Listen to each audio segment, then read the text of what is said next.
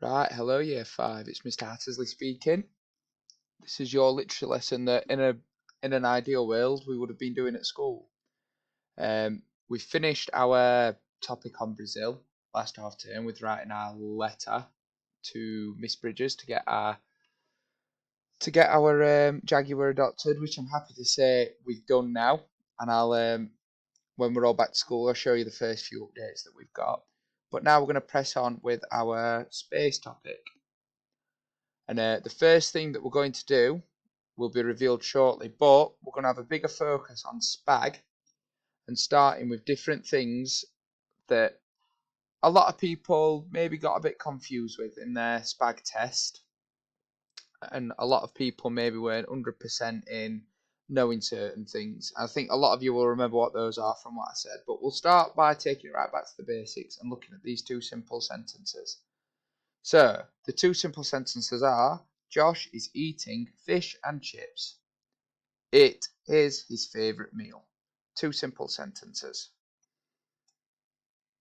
How could we join those two? Pause the video here and have a think, or maybe talk to somebody who might be doing it with you. Think about what kind of word we could use in between these two sentences to make it make more sense. Okay. Josh is eating fish and chips, which is his favourite meal. So we can also use punctuation, such as a comma, or maybe a different type of punctuation. And we could use a relative clause, which is something that a lot of people struggled with. So a relative clause is connected to the main clause by a relative pronoun. We replace the pronoun it in the second sentence with the relative pronoun which. If we just said which is his favourite meal, it wouldn't make sense. So remember, the relative clause is a sentence that wouldn't make sense by itself. A relative clause always starts with a relative pronoun.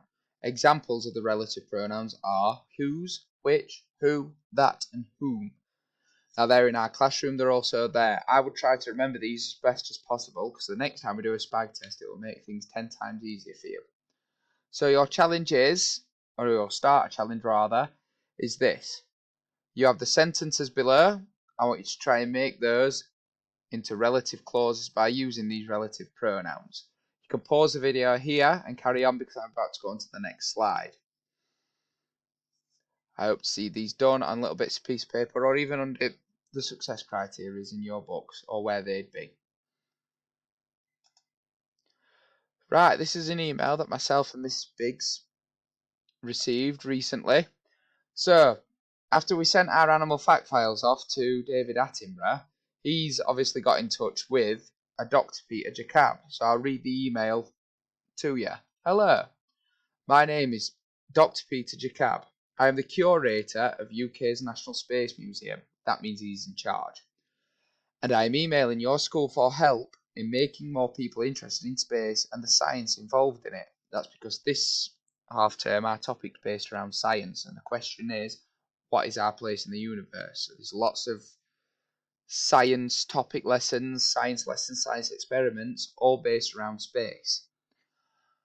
I'm sure you know that Britain hasn't had as big of an influence on space travel as many other countries in the world, but I am trying to change that. I am asking you to write biographies about Britain's most influential and famous astronauts to make more young people want to learn about space and try to emulate their success. Many thanks,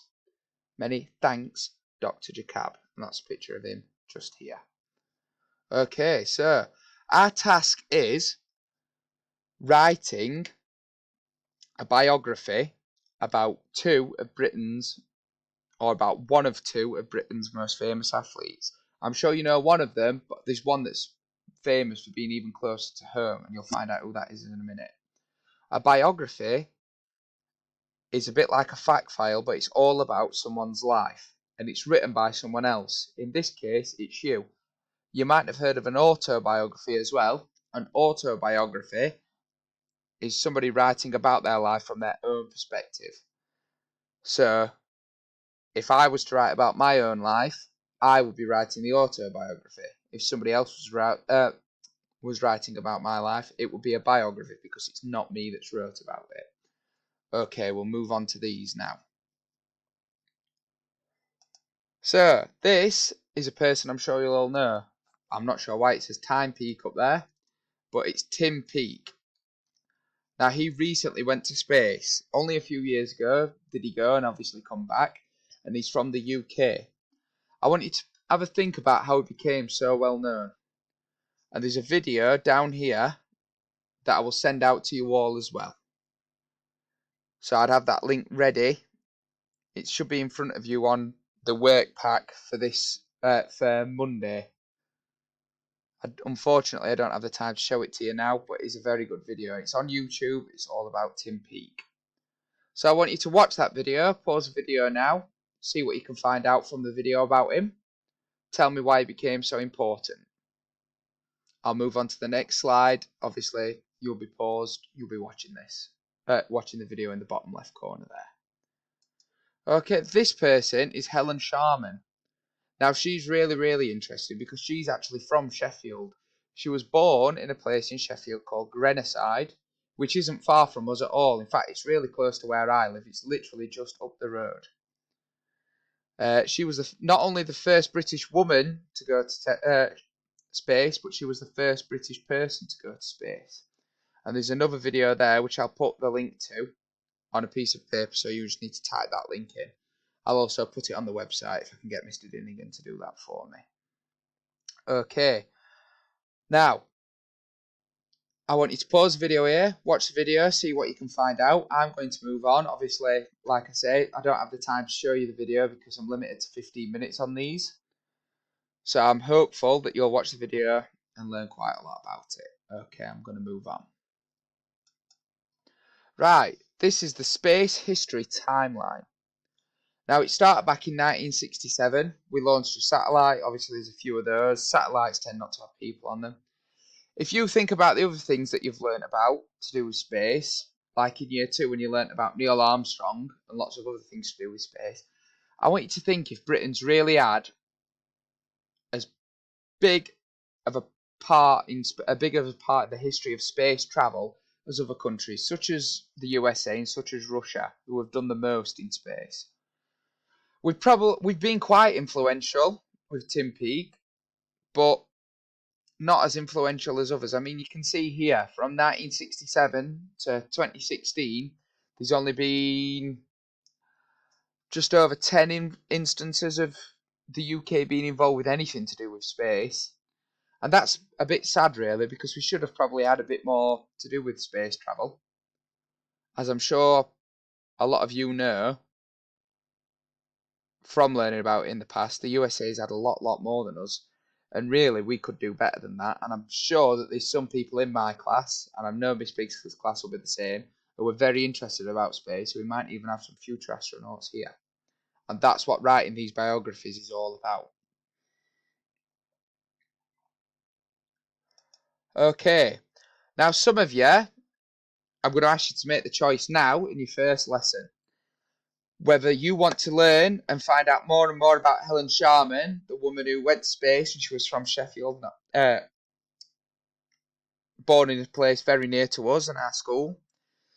Or you can, of course, find out about Tim Peake, who I'm sure some of you probably know more about because it was so recently that he came. Now, in your pack, I've supplied you with both sets of these timeline activities. You've got a timeline activity about Tim Peake and one about Helen Sharman. So it's up to you to pick whichever one you want to do. I want you to sort them into chronological order. That means from in time order, not just in a random order. And I want you to start and try and find out different things about the astronauts. Okay? So if you're doing Tim Peake, in these ones, when you put them into order, I want you to tell me what this means. Tell me what you know about Tim. So on this one here, it says Tim Peake launched alongside Yuri Malachenko and Tim Cobra, I think his name was. I can't remember exactly. That's in the way I can't move it. He was the first British astronaut to live on the International Space Station. So if he's the first British astronaut to live on the International Space Station, what does that mean? Have a quick pause here and try and tell me what you think that might mean.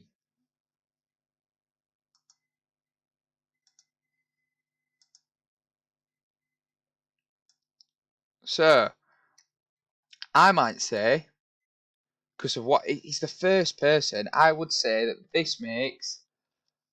I'll make that text a little bit smaller just so you can read it. This means that Tim is very influential. You can also pause it here if you're unsure what influential means and find out. But it means in a generic way that they're really important. People look up to them. They're the first to do it, therefore more people want to be like them, which is exactly what we're trying to do here. Tim was the first. We want there to be more because at the minute he's the first and the only person from Britain to have done it. So we could say that that inspires other people to do it.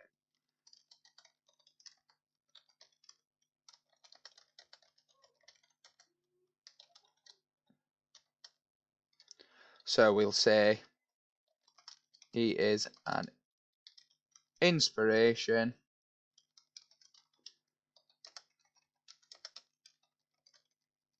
to younger people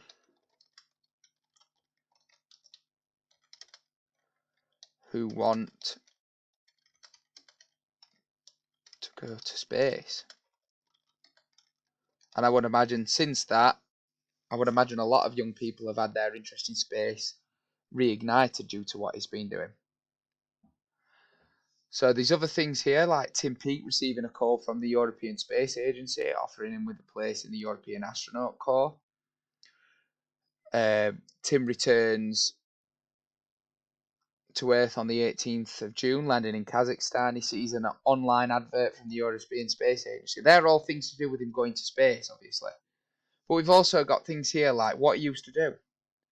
So he enrolled at the Royal Military Academy, and we also have his date of birth. Why do we need to include that in our biography? Why are those just as important about learning about who Tim is, when he lived, who he was, or who he is rather? Why are they just as important as journey in space?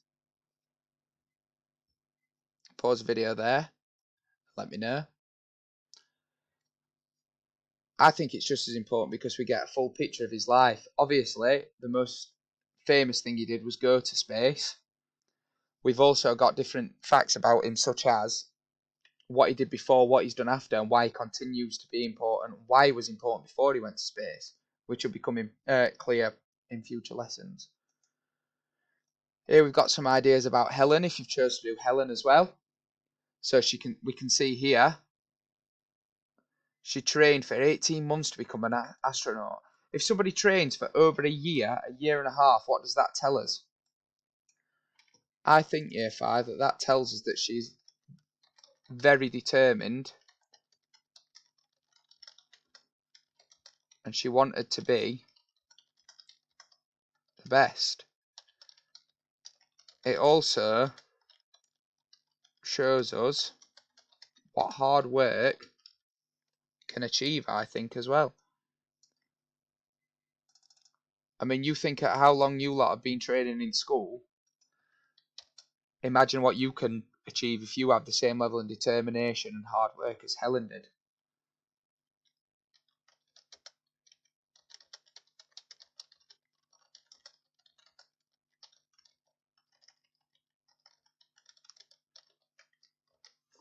And I'll expect that to fill in. So I want these ideally stuck in books like this with you making notes to the right of them, just telling me why you think it's important. I want them in chronological order and I want you to fill in notes. If you have any questions, don't hesitate to email the Year 5 email address. And if you need me to talk anything through, don't hesitate to email, ask myself or Miss Biggs to talk things through to you. And I want you to think about these questions for the next lesson tomorrow. Okay, Year 5, I hope you're staying safe and I hope you've had some fun as well while we've been off school. And I hope to see you sooner rather than later. See you soon. Bye.